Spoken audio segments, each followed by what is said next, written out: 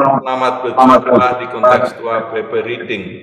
Kali ini kita melanjutkan Kejadian pasal 24 dan kita melihat di ayat 29 sampai ayat 67. Ribka mempunyai saudara laki-laki namanya Laban.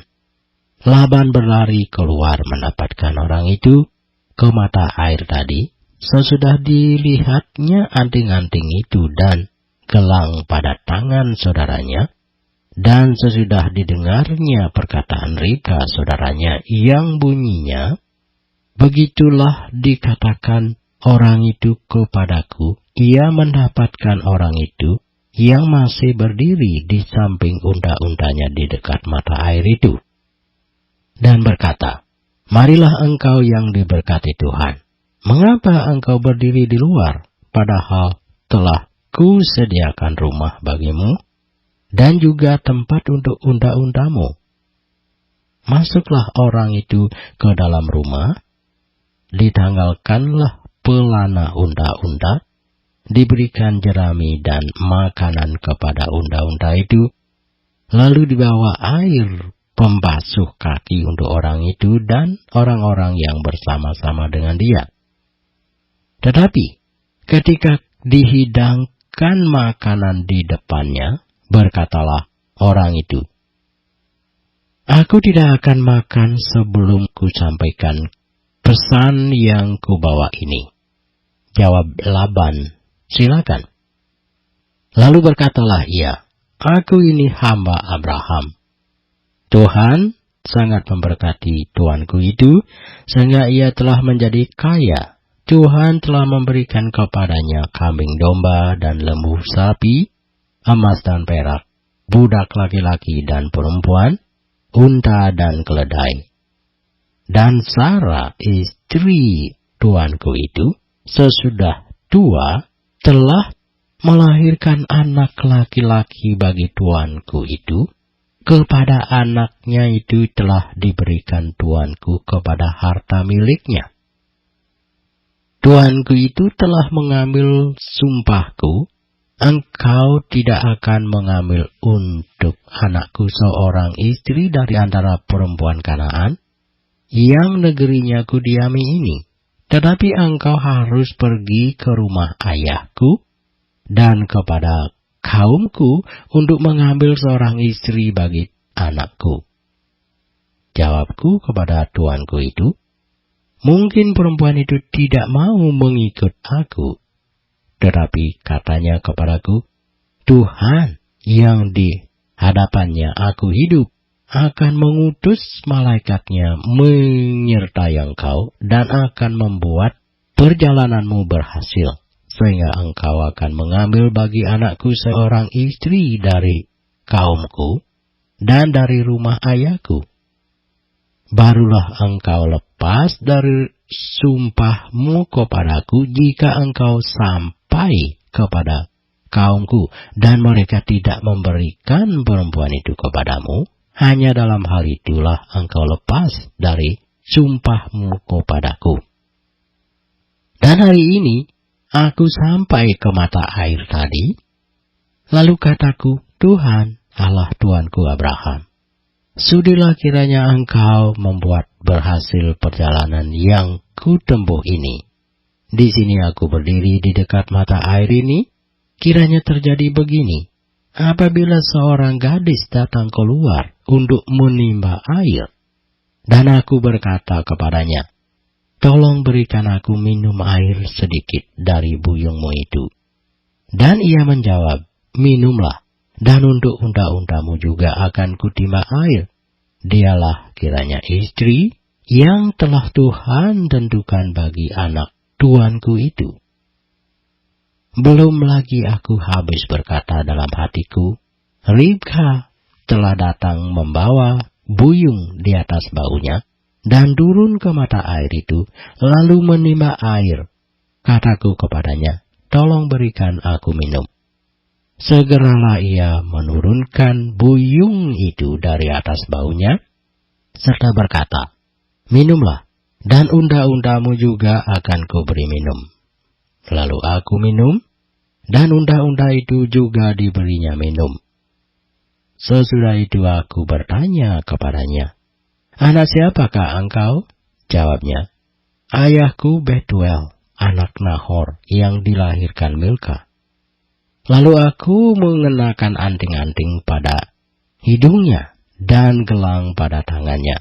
Kemudian berduduklah aku dan sujud menyembah Tuhan serta memuji Tuhan Allah Tuanku Abraham yang telah menuntun aku di jalan yang benar untuk mengambil anak perempuan saudara tuanku ini bagi anaknya. Jadi sekarang, apabila kamu mau menunjukkan kasih dan setia kepada tuanku itu, beritahukanlah kepadaku, dan jika tidak, beritahukanlah juga kepadaku, supaya aku tahu entah berpaling ke kanan atau ke kiri. Lalu Laban dan Betuel menjawab, "Semuanya ini datangnya dari Tuhan. Kami tidak dapat mengatakan kepadamu baiknya atau buruknya. Lihat, Ribka ada di depanmu. Bawalah dia dan pergilah, supaya ia menjadi istri anak tuanmu seperti yang difirmankan Tuhan." Ketika hamba Abraham itu mendengar perkataan mereka, sujudlah ia sampai ke tanah menyembah Tuhan. Kemudian hamba itu mengeluarkan perhiasan emas dan perak serta pakaian kebesaran dan memberikan semua itu kepada Ribka, juga kepada saudaranya, dan kepada ibunya diberikannya pemberian yang indah-indah. Sesudah itu, makan dan minumlah mereka, ia dan orang-orang yang bersama-sama dengan dia, dan mereka bermalam di situ. Paginya, sesudah mereka bangun, berkatalah hamba itu, "Lepaslah aku pulang kepada tuanku." Tetapi saudara Ribka berkata, serta ibunya juga, "Biarkanlah anak gadis itu tinggal pada kami barang 10 hari lagi, kemudian bolehlah engkau pergi." Tetapi jawabnya kepada mereka, "Janganlah tahan aku, sedang Tuhan telah membuat perjalananku berhasil. Lepaslah aku, supaya aku pulang kepada tuanku." Kata mereka, "Baiklah, kita panggil anak gadis itu, menanyakan kepadanya sendiri." Lalu mereka memanggil Ribka dan berkata kepadanya, "Maukah engkau pergi beserta orang ini?" Jawabnya, "Mau." Maka Ribka, saudara mereka itu, dan inang pengasuhnya beserta hamba Abraham dan orang-orangnya dibiarkan mereka pergi. Dan mereka memberkati Ribka, kata mereka kepadanya, "Saudara kami, moga-moga engkau menjadi beribu-ribu laksa, dan moga-moga keturunanmu menduduki kota-kota musuhnya." Lalu berkemaslah Ribka beserta hamba-hambanya perempuan, dan mereka naik untuk mengikuti orang itu. Demikianlah hamba itu membawa Ribka lalu berjalan pulang. Adapun Ishak telah datang dari arah sumur Lahairoi. Ia tinggal di tanah Negeb. Menjelang senja, Ishak sedang keluar untuk berjalan-jalan di padang. Ia melayangkan pandangnya, maka dilihatnyalah ada unta-unta datang. Ribka juga melayangkan pandangnya, dan ketika dilihatnya Ishak, turunlah ia dari untanya. Katanya kepada hamba itu, "Siapakah laki-laki itu yang berjalan di padang ke arah kita?" Jawab hamba itu, "Dialah tuanku itu." Lalu Ribka mengambil telekungnya, dan bertelekunglah ia. Kemudian hamba itu menceritakan kepada Ishak segala yang dilakukannya. Lalu Ishak membawa Ribka ke dalam kemah Sarah ibunya, dan mengambil dia menjadi istrinya.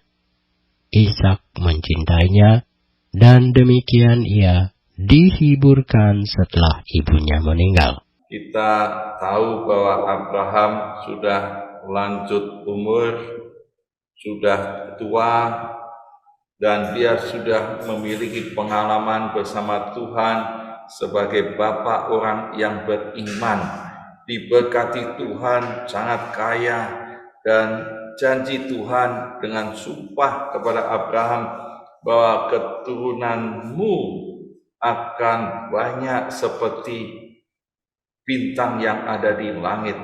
Dan waktu Abraham tua, dia pegang janji itu, tapi Ishak siapa yang akan menjadi istrinya? Dari Ishak sebagai ahli waris ini akan mempunyai keturunan yang banyak, yang diberkati Tuhan berlimpah-limpah.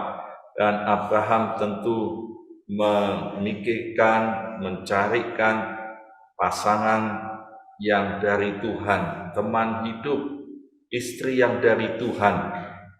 Dan ini dia berpegang pada janji Tuhan dan semua menaati pada Tuhan karena imannya. Dan dia mengutus hambanya yang paling tua di rumahnya bernama Eliezer, dan dia diutus untuk mencari seorang perempuan yang dari kaumnya.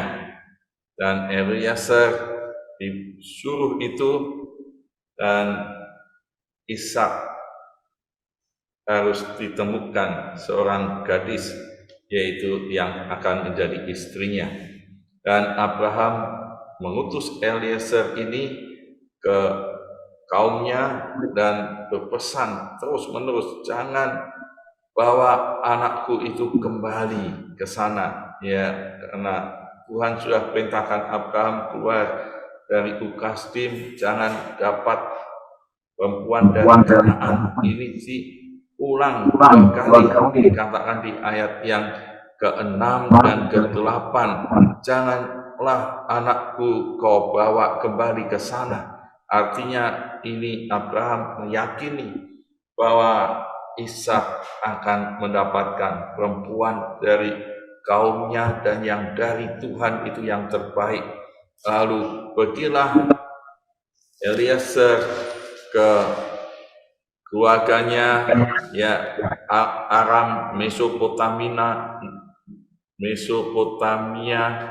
ke kota Nahor, dan kita tahu ceritanya dia bertemu dengan seorang gadis yang cantik, yang masih perawan dan belum pernah bersetubuh dengan laki-laki. Dia menolong ini Eliezer, memberi air seperti yang diminta Eliezer. Dalam perjalanannya Eliezer memiliki iman seperti iman Abraham, bahwa Tuhan akan membuat tujuannya itu berhasil. Dan Abraham terus berpegang pada janji Tuhan bahwa Tuhanlah yang akan mengutus malaikatnya berjalan di depanmu, sehingga engkau dapat mengambil seorang istri dari sana untuk anakku. Dan Eliezer dengan yakin bergantung pada Tuhan, biarlah Tuhan menunjukkan kasih setianya kepada Abraham dan menuntun ke rumah saudara-saudaranya, dan akhirnya bertemu dengan Ribka. Dan di pasal 24 ayat 29 sampai 67 ini kita akan melihat ada 3 bagian pertemuan dengan saudara-saudara Abraham, dan ada persetujuan dari mereka. Ini di ayat 50 sampai 60, konfirmasi itu penting, dan akhirnya ayat 61 sampai 67, pertemuan Ishak dengan Ribka dilanjutkan dengan pernikahan yang bahagia. Pertanyaan yang sering diajukan banyak orang adalah, bagaimana saya tahu teman hidup, pasangan hidup saya, istri atau suami yang dari Tuhan? Bagaimana tanda-tandanya? fenomenanya yang saya bisa meyakini ini yang dari Tuhan. Nah, kita akan melihat bahwa dalam kisah narasi pasal 24 kejadian ini ada ya prinsip-prinsip amanat teks yang bisa diambil untuk diterapkan pada masa kini yang kita bisa lihat dengan jelas. Nah, pasal 24 ini di ayat 29 kita lihat Ribka mempunyai saudara laki-laki namanya Laban, dan Laban berlari keluar mendapatkan orang itu ke mata air tadi. Laban menyambut Eliezer ini dan dia katakan, marilah engkau yang diberkati Tuhan, mengapa engkau berdiri di luar, padahal telah kusediakan rumah bagimu, juga tempat untuk onta-ontamu. Ya, dia masuk ke rumah itu dan dihidangkan makanan, tapi Eliezer kata, aku tidak akan makan sebelum kusampaikan pesan yang kubawa ini. Ya, Eliezer akan menceritakan maksud dan tujuannya sampai ke rumah ini, sampai bertemu dengan seorang gadis yang memberi dia minum dengan satu keyakinan, inilah yang akan menjadi istri tuanku, itu Ishak. Dari keyakinan Eliezer kita bisa melihat bahwa Eliezer sujud menyembah Tuhan dan dia mengatakan dengan yakin bahwa Tuhanlah yang menuntun perjalanan ini. Ya, di ayat 48, berlututlah aku dan sujud menyembah Tuhan serta memuji Tuhan Allah Tuanku Abraham yang telah menuntun aku di jalan yang benar untuk mengambil anak perempuan saudara tuanku ini bagi anaknya. Berarti Eliezer sekarang sudah yakin, sudah berhasil menemukan seorang perempuan yang dituntun Tuhan, dan ini menjadi ucapan syukur dari Eliezer, dan itu diceritakan secara detail kronologi dari awal sampai akhir kepada Laban, Betuel, dan gadis saudaranya yang mendengar saat itu apa maksud dan tujuannya dia sampai ke sini, yaitu jelas disuruh oleh Abraham untuk mengambil seorang istri bagi Ishak anaknya. Dan dia ceritakan begitu lengkap perjalanannya sampai minta satu tanda pada Tuhan bahwa nanti kalau ada perempuan gadis yang dia katakan, tolong berikan aku minum air sedikit dari buyungmu itu, dan dia menjawab memberi minum, ya ini tanda-tanda yang dari Tuhan.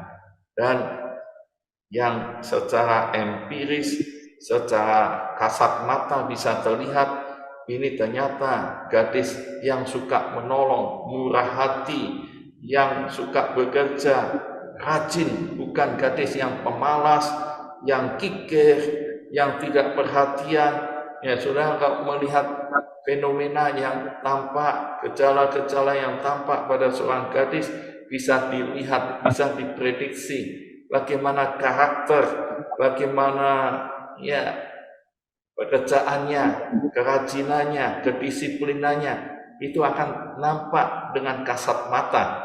Tapi persoalannya, apakah orang ini yang dari Tuhan? Eliezer sudah yakin nih, tapi jelas sekarang pada bagian yang berikutnya, yang kedua, ayat 50-60, Eliezer memastikan ada konfirmasi dari saudara-saudaranya, dari orang tuanya atau tidak. Maka di ayat yang ke-49 kita bisa melihat Eliezer setelah menceritakan itu, dia tanya, jadi sekarang apabila kamu mau menunjukkan kasih dan setia kepada tuanku, beritahukan kepadaku, dan jika tidak, beritahukan juga kepadaku supaya aku tahu entah berpaling ke kanan atau ke kiri. Jadi Eliezer masih ada dirinya yakin melihat fenomena yang ada pada gadis itu cocok, ini pasti yang dari Tuhan. Tapi ya konfirmasi. Kalau ditolak, ya tentu ini beda cerita. Bagaimana ini? Maka kalau yang dari Tuhan ada konfirmasi yang sesuai dengan kehendak Tuhan. Ternyata begitu cerita selesai, Laban dan Betuel menjawab, semuanya ini datangnya dari Tuhan. Kami tidak dapat mengatakan kepadamu baik atau buruknya. Berarti Laban Betuel ini orang tua dari Ribka. Dia melihat, dia mendengar ceritanya, maksud dan tujuan Eliezer sampai berjumpa. Mereka meyakini ini dari Tuhan. Responnya jelas, sama-sama beriman, sama-sama taat, sama-sama ingin melakukan yang dari Tuhan. Dan dia langsung jawab, lihat Ribka ada di depanmu, bawalah dia untuk pergi, supaya ia menjadi istri anak tuanmu seperti yang difirmankan Tuhan. Iya, indahnya kalau berjumpa dengan orang-orang seiman dan orang-orang yang mengenal kehendak Tuhan dan orang-orang yang peka terhadap pimpinan Tuhan. Apa yang ceritakan Eliezer, Betuel, Laban bisa merespon yang sama, dan ini satu konfirmasi yang eksternal dari saudara-saudara Ribka meyakini ini dari Tuhan, dan disilahkan membawa Ribka. Ini respon yang baik, yang punya iman bahwa ia akan menjadi istri Ishak. Itu ya keluarga yang bahagia, yang dari Tuhan, yang indah. Dan kita melihat cerita berikutnya waktu Eliezer mengatakan, lepaskanlah aku pulang kepada tuanku. Tetapi Ribka berkata serta ibunya juga, biarkan anak gadis ini tinggal pada kami barang 10 hari lagi. Mau ditahan oleh ibunya barang 10 hari lagi.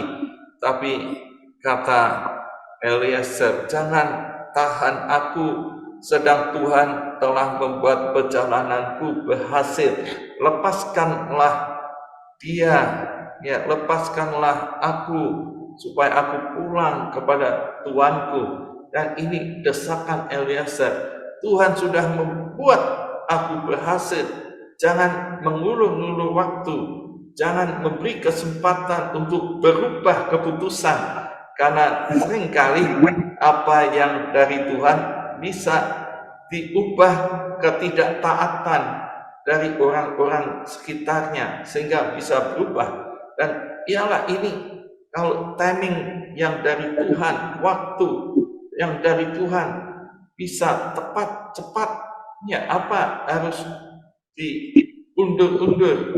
Akhirnya Ribka katakan, ya bagaimana Ibu Ribka katakan, bagaimana Ribka, maukah engkau pergi beserta dengan orang ini? Jawabnya, mau. Ya, ibunya tidak bisa menolak lagi karena Ribka mau. Dan akhirnya dia dibawa oleh Eliezer. Pada perjalanan, ya ternyata ini ke sumur Lailoi, ia tinggal di sana, ini Ishak. Dan menjelang senja, Ishak sedang keluar berjalan-jalan di pandang, ya melayangkan pandangnya. Dilihatnya ada unta-unta yang datang, ternyata ini rombongan Ribka. Dan Ribka pun tanya, siapakah laki-laki itu? Dialah tuanku. Pertemuan pandangan pertama, ternyata yang dari Tuhan membawa satu pertemuan yang indah, ya dari mata turun ke hati. Dan itu keputusan Ishak sekarang. dari Rebeka sudah siap mau. Dan keputusan Ishak ternyata di ayat 67, lalu Ishak membawa Ribka ke dalam rumah Sarah, kemah Sarah ibunya, dan mengambil dia menjadi istrinya. Dan inilah pertemuan pernikahan yang membahagiakan, menjadi istrinya dan Ishak mencintainya. Dan ini persis yang ada di Efesus pasal 5 ayat 21 sampai 31, bahwa seorang suami mengasihi istrinya dan istri tunduk pada suaminya, mentaati suaminya, dan itulah kunci kebahagiaan di dalam rumah tangga, dalam pernikahan. Dan kita bisa melihat perjumpaan Ishak dengan Ribka yang dari Tuhan itu indah. Biarlah ini menjadi satu prinsip amanat teks, bahwa Allah membuat berhasil dan menuntun di jalan yang benar kepada utusan orang yang beriman, ya seperti Eliezer. Tuhan membuat berhasil dan semua yang dari Tuhan akan berjalan baik, benar. Pernikahan yang dari Tuhan ada konfirmasi orang-orang yang terkait, saudara-saudara seiman, dan mereka saling percaya, saling mencintai. Inilah satu kunci pernikahan yang bahagia di dalam kasih Kristus, dan diikat dua menjadi satu daging. Dan yang dari Tuhan sungguh amat baik. Dan biarlah kita mengaplikasikan. Apakah saya meyakini pimpinan Tuhan yang membuat tujuan hidup itu berhasil, termasuk di dalam pernikahan salah satunya? Bagaimana saya atau saudara yakin tuntunan Allah ditunjukkan melalui konfirmasi saudara-saudara seiman, ya ini yang objektif? Dan apakah saya suka menolong orang bertemu pasangan hidupnya, berpartisipasi seperti Eliezer, supaya menemukan orang-orang yang masuk dalam pernikahan yang bahagia. Orang membuat orang lain bahagia, dia pun bahagia. Tuhan Yesus memberkati. Mau sepertimu Yesus.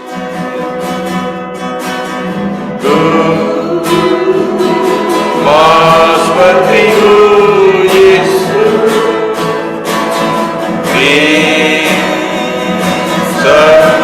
Disempurnakan selalu dalam setiap jalanku, memuliakan namamu.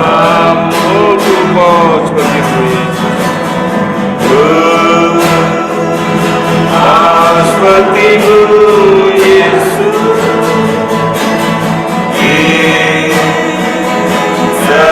Sempurnakan selalu dalam segenap jalanku, memuliakan nama Tuhan. Pimpin kami hari ini, supaya kami semuanya terus memuliakan Tuhan, menyaksikan Injil Yesus Kristus, dan Tuhan berkati semuanya dengan limpahnya, supaya kami terus jadi berkat bagi banyak orang.